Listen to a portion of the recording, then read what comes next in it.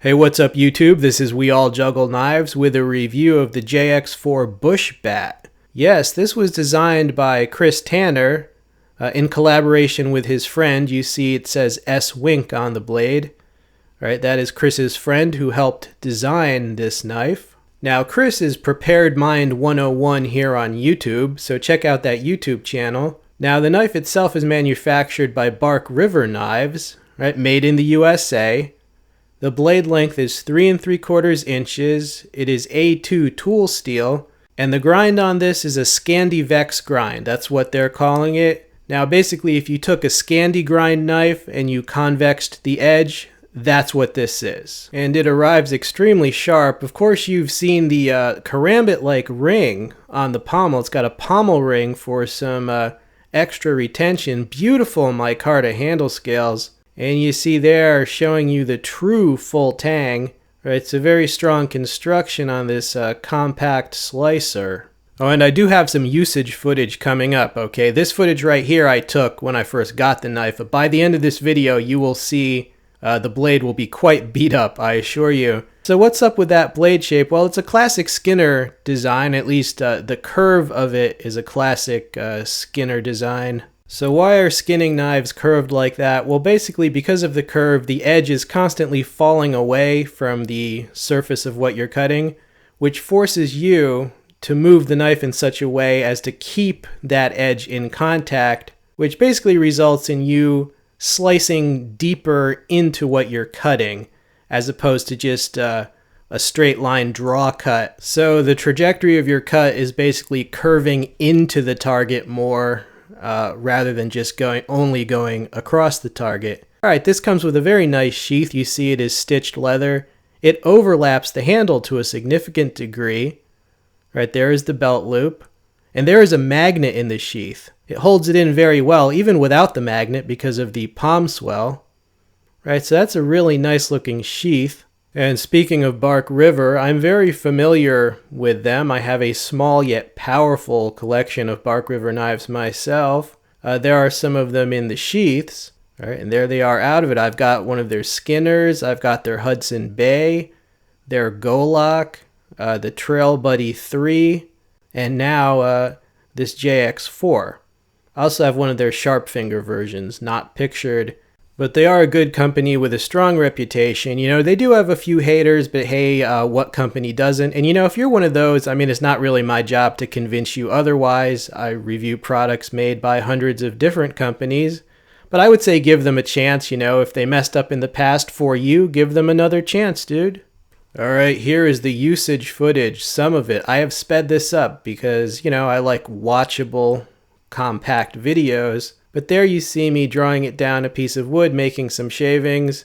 Now this knife is extremely sharp. It bites into wood extremely well. I'm wearing butcher's gloves. Okay, those gloves are made of a Kevlar-like material because you want to be careful with a knife this sharp. And this is not meant as a lesson in bushcraft or anything like that. I'm simply beating up the knife and showing you what it does to wood, because that's a little more of a test than other things. Like you could use this for food prep, but this is more of a test than, let's say, a piece of chicken, and I was out there for a long time. So how did the knife feel to use? Well, it was extremely comfortable because of the shape of the handle and the palm swell. I did use the ring with finger in the ring sometimes, but even without putting your finger in the ring is still useful because you can push off of it, and I found it gave me more leverage even with the finger outside the ring, just as something to push off of. And as you can see, all those sticks there in that massive pile of shavings, this thing basically, it wreaked carnage upon these pieces of wood. I did test it thoroughly. You see the blade, it is beat up, but it's no worse for wear. The actual edge is not damaged at all, and I will show some close-ups of that. But yeah, there's a few marks, as any good knife should have a few marks on it from usage, but the edge itself held up well. There was, you know, no chipping or anything. This knife is a very handy size. It's kind of neck knife size, maybe a little bit larger end of the neck knife spectrum, but still doable. It's also just a beautiful knife. I mean, I really like the micarta handle scales. Now you see the blade shape. As I said, it's a Skinner, but then you see on the spine side near the tip, there's that straight angled portion, right? That's like kind of what you see on a reverse tanto. All right, so an interesting shape. And the funky shaped handle, really, it just it matches the curve of a human palm. All right, and you see the curve of the spine, that allows you, it basically fits your thumb. All right, and giving you the close-up of the edge that I promised, as you can see in the macro detail, that edge is fine. The beautiful handle scales. Now that's going to be really comfortable because the handle scales are very smooth, so you know, if you're not wearing gloves, it's still going to be super comfortable. Yeah, beautiful knife overall. Now this knife was sent to me for review and demonstration by KnivesShipFree. Okay, that's a website that sells cutlery. You should check them out because you cannot get this knife on Amazon currently, so you pretty much have to go to that website if you want to purchase the knife. So check them out. I'll include that link. And I'll also include a link to the YouTube channel of Bark River. Might as well, in case you want to go check them out.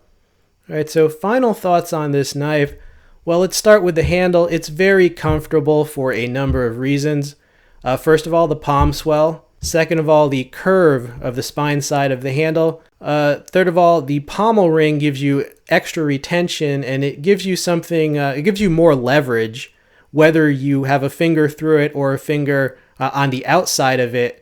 I found it gives you more leverage. It's also just a beautiful looking knife, collectible. Now, as far as the blade itself, well, it has a tip for piercing, obviously. That will be starting your cuts, and then it has the skinner curve, you know, a curve of the edge optimized for skinning. It also, the spine side is also a perfect fit for your thumb to apply more pressure. As far as, you know, what's the point of the Scandivex grind? Well, Scandi grinds are known to be extremely sharp. Convex edge is known to be a very strong type of edge, so the combination, it's like sharp and strong. And basically you could use this for food prep, skinning, making shavings, slicing anything you need to, including human predators. As far as the self-defense application, you know, it's small, concealable, and good retention, and it'll slice things very well. Also fairly pointed.